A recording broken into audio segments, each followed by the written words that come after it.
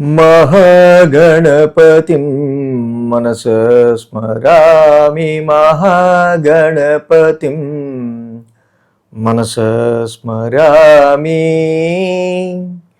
TR creations family అందరికీ నా హృదయపూర్వక ధన్యవాదాలు. సో అలాగే ఈ వారం ఆగస్టు మాసానికి సంబంధించి 16వ తారీఖు నుంచి 22వ తారీఖు వరకు కూడా ద్వాదశ రాశుల వారికి సంబంధించి రాశి ఫలాలు ఏ విధంగా ఉండబోతున్నాయి ఏంటి అనేది ఆగస్టు 3వ వారానికి సంబంధించి చూద్దాం. దీనిలో మేజర్ ట్రాన్సిటల్ చేంజ్ విషయానికి వస్తే రవి యొక్క స్థాన మార్పు మనం గమనించవచ్చు. రవి సింహరాశిలోకి తన స్వక్షేత్రంలోకి మారుతున్నారు. సో అక్కడే కేతువు కూడా ఉన్నారు. అలాగే ఇక్కడ ఇక మిగతా ప్లానెటరీ యొక్క పొజిషన్ చూస్తే మిథునంలో కుజుడు, కర్కాటకంలో బుధ గురులు, సింహంలో రవి కేతువులు, కన్యలో నీచరాశిలో శుక్రుడి యొక్క సంచారం జరుగుతుంది. కుంభంలో రాహువు, శని రిట్రాగ్రేషన్లో మీన రాశిలో సంచారంలో ఉంటూ ఉన్నారు. ఈ వారం చంద్రగమనం కూడా మనం ఒకసారి చూసినట్టయితే కనుక కన్య, తుల, వృశ్చిక ఈ 3 రాశుల మీదుగా చంద్రుని యొక్క గమనాన్ని కూడా మనం చూడొచ్చు. అదేవిధంగా ఇక్కడ మనం చూసినట్టయితే కనుక మెయిన్గా ఈ వారం ఈ చంద్రుని యొక్క గమనం ఆధారంగా అలాగే ఈ గ్రహాల పరిస్థితి ఆధారంగా ద్వాదశ రాశుల వారికి ఎలా ఉండబోతుంది ఏంటి అనేది ఇప్పుడు చూద్దాం. కుంభరాశి వారికి సంబంధించి చూద్దాం. కుంభరాశి వారికి సంబంధించి మనం చూసినట్టయితే కనుక ఈ రాశికి యోగిస్తున్న గ్రహాలు షష్టమంలో బుధుడు యోగిస్తున్నాడు, అలాగే అష్టమంలో శుక్రుడు యోగిస్తూ ఉన్నాడు. సో 2 గ్రహాలు కూడా ఈ రాశి వాళ్ళకి జనరల్గా యోగిస్తూ ఉన్నాయి. అలాగే 8, 9, 10 స్థానాల మీదుగా చంద్రుని యొక్క సంచారం ఉంది. వారం ప్రారంభం అష్టమ స్థానం నుంచి చంద్రుని యొక్క సంచారం ఉంది. గురు, శుక్ర, శనివారాలు వారాంతానికి కానీ కొంచెం రిలాక్స్ మూడ్ రావట్లేదు.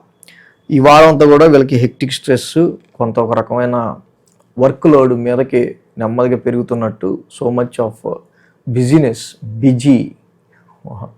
చాలా వరకు కూడా వీళ్ళు బిజీగా ఉండే ఆస్కారాలు ఎక్కువ కనిపిస్తూ ఉన్నాయి.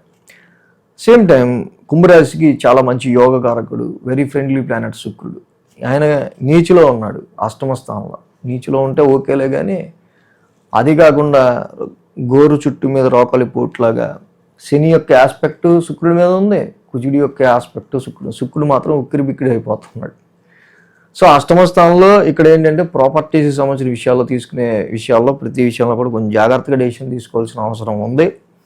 శని కుజుల యొక్క ఆస్పెక్ట్ కూడా శుక్రుడి మీద ఉంది. సో కాబట్టి ఎడ్యుకేషన్ విషయాల్లో తీసుకునే విషయాల్లో కొంచెం జాగ్రత్త తీసుకోవాల్సిన అవసరం ఉంది.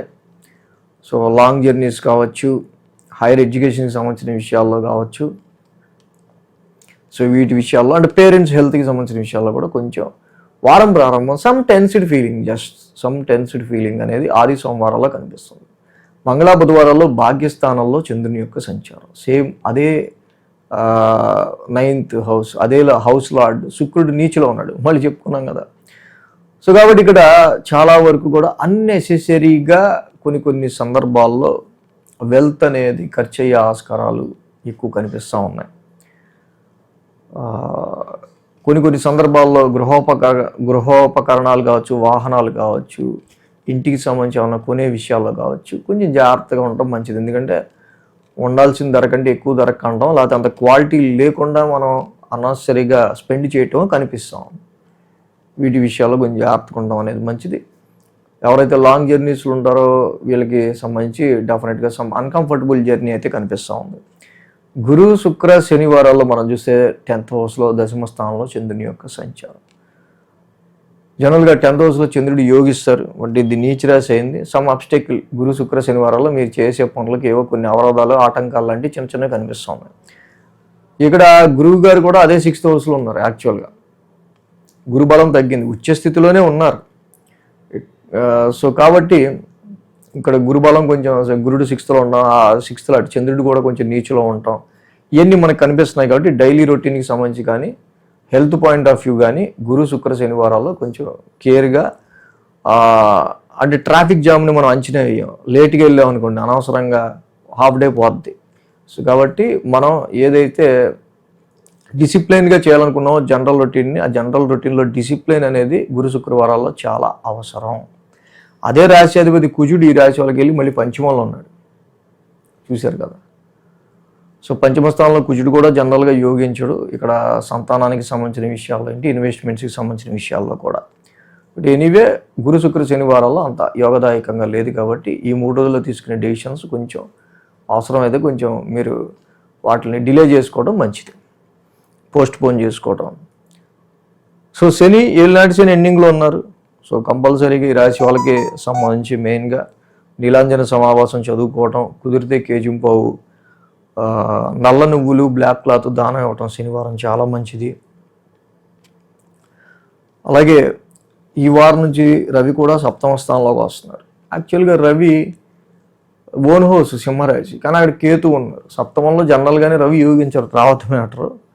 సో బాస్ ప్రెషర్ ఎక్కువగా ఉండడం కావచ్చు, లేకపోతే unnecessary arguments with your spouse భార్యాభర్తల మధ్య కావచ్చు, కొంచెం మ్యారిటల్ లైఫ్లో అన్యోన్యత తగ్గే ఆస్కారాలు కావచ్చు ఈ రవికేతువుల యొక్క సంచారం వల్ల కనిపిస్తూ ఉంది.